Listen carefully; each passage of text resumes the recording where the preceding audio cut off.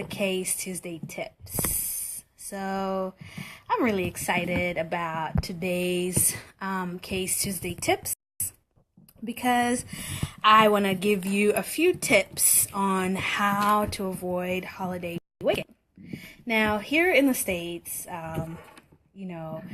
it's like the week after Thanksgiving or 2 weeks after Thanksgiving. And so typically, at least for me, after Thanksgiving, it's like a wash, right? I just throw it and charge it to the wind and just eat whatever and and then end up gaining weight, holiday weight, that weight gain that I didn't want to gain, right? So from eating things like pie to butter soaked rolls and stuffing. Well, I don't eat stuffing. Dressing, mac and cheese, sweet potato pie, and anything else that you could think of, because in the holiday season, these things are readily available wherever you go. I mean, even in the grocery store. So here are statistics to kind of think about going forward. If you are one of those people that really wants to minimize the weight gain, I have 10 tips for you that you can start doing today that can help you minimize the amount of weight that you gain. That way you're not having to now put a New Year's resolution to lose weight, because that's like, you could be using your resolutions for something much more impactful, right? Much more compelling than losing weight. So America gains about 1 to 2 pounds between Halloween and New Year's. But these pounds are typically harder to lose. Roughly 75% of annual weight gain takes place during the holidays.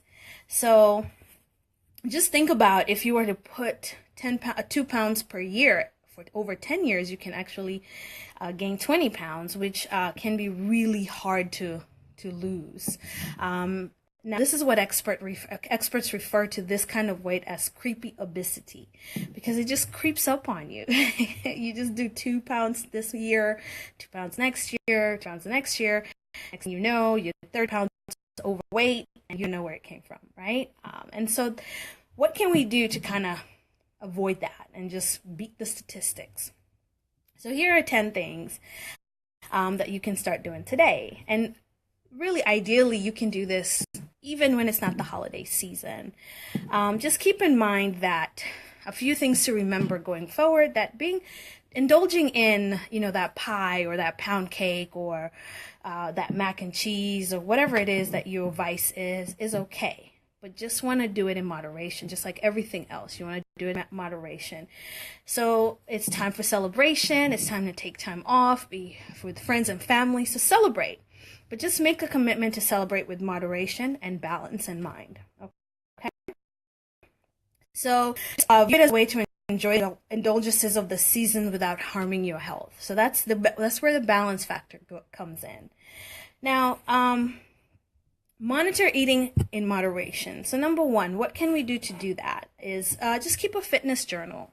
Now, a lot of people use things like Weight Watchers or like a calorie counting app or things like that. But one of the things that I find to be most meaningful is to keep a track of every single thing I put in my mouth, from the moment I wake up until the time I go to bed.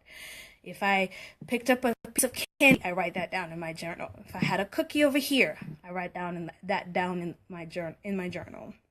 Where I work, there is so much candy, there are so many cookies. The break room people bring donuts. It's pretty awesome as far as food is concerned, right? But as far as my health, it's not the best, because it's so hard to just say no when it's there, right? And it's free. So I definitely try to write everything down, because what I find is when I do that, it makes me think twice about what I'm eating, because now I'm taking a stock of every single thing, and I'm able to make more conscious decisions because I have to write it down. The key here is to be as honest as possible, no cheating, okay? Because this is a journal that hopefully you can keep for yourself, unless you include a buddy, and we'll talk about a buddy in just a moment. Number 2 is balance out your exercise with your eating. So if you're the kind of person does 3 exercises a week, right? So you work out 3 times a week, and that's your baseline. So if you eat a little bit more, add another exercise, and try to balance out your exercise with what you're eating. This will help you stay focused and on task of the things that you have outlined, so that you're not overeating, and therefore you're not having to be in the gym more times than you really had scheduled yourself to be. Okay?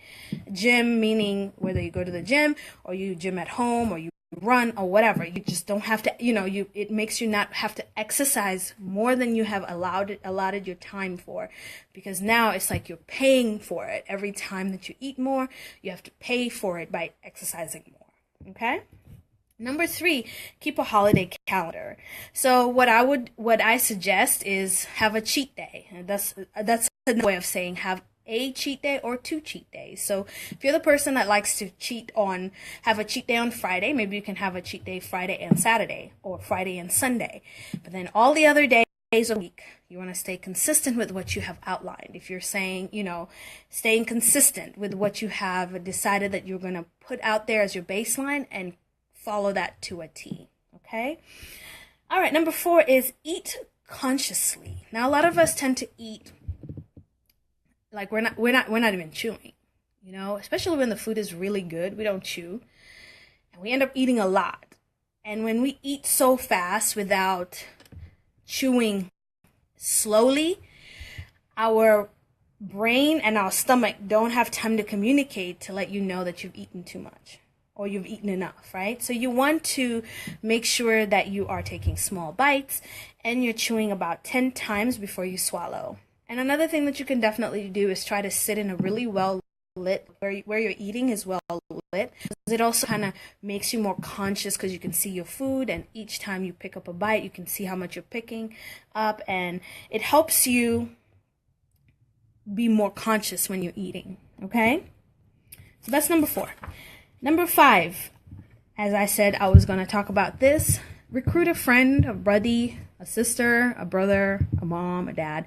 Recruit somebody who could be your accountability partner. And what this does is that it just helps you stay in line, because now you have somebody that will kind of put you back on track, right? Just put you back on track and remind you of your goals.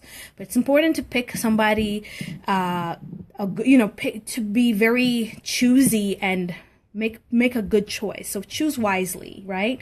You don't want somebody that will judge you and make you feel bad when you kind of fall off the wagon. But you also don't want somebody who will just kind of let you get away with everything that you're doing. You need somebody who has both, who has balance, so that you can stay consistent with your goals. One of the things that you can do is get a health coach. That's a great accountability partner. All right, and so incorporating fitness is the other part of my 10 tips. What else can we do aside from eating better and getting a health coach and all that good stuff is, what can we do to incorporate fitness? So we can sign up for holiday fitness competitions. A lot of gyms have that, where it's like a burn and earn program. If you lose so many pounds, you get a prize or whatever. You get bragging rights, whatever the case may be. This just generally keeps you focused on staying on top, because competition brings the best out of us, right? So this will give you motivation to just sign up to participate in a program, a fitness competition. Number 2 is, number 7, or number 2, however you want to think of it. Number 7 is sign up for an event, right? So you can sign up for a race. I find those are really great because they make you have to work out and prepare for that race. So there are great races out there for walking, cycling, even running, and some of these races allow you to be able to have, it's like family friendly event. So you can get everyone involved, everybody in your house. If you have like family, kids, husband, bring everybody, wife. That way everyone in the family is being involved. Everyone is staying, healthy, and it also helps you stay healthy because now everybody, you have that support system that you need. And number 8 or number 3 is begin each day and end each day strong. Okay, so what does that mean? It means maybe do the squat challenge or the push-up challenge, and all of these you can find online, or the ab challenge. Just start out each day with allocating about 10 to 15 minutes of working out, whatever it may be. Some people like to do resistance training, some people like to do HIIT training, you can do yoga, whatever you want to do. And then also end your day with about 10 to 15 minutes of exercise as well, so that even if you did go to the gym, then you still have that cushion, because you may have picked up a cookie at your, when they brought it to work, and now you've kind of gone over your quota, or you just didn't feel like working out. You didn't go to the gym because you got out of work late, or you woke up late, or whatever the case may be, and so now you can't work out. Either way, you still were able to get 20 to 30 minutes of some kind of exercise, which is what you want to do, because every little bit counts. All right. Number 9. This one's a fun one. Celebrate activity. So instead of kind of jumping in the car and going to the mall, or jumping in the car to see Christmas lights, or doing activities where it doesn't require you to exert too much energy, choose some that would. So go to a neighborhood that has lights up, and you can walk to see the Christmas decorations. If you don't do that, maybe go and do rock climbing, bowling, just anything that will get you kind of moving, right? And the beauty of this is that you can do this with your family. And again, it goes back to every little bit counts. So this will allow you to be more creative and more engaging with your family and friends.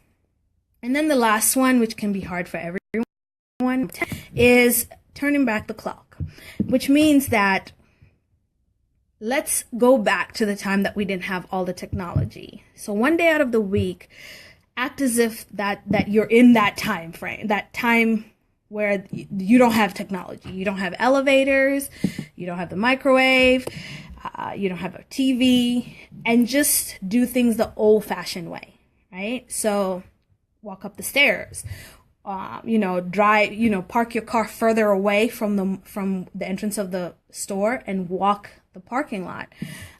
Cook your foods from scratch instead of putting them in the microwave.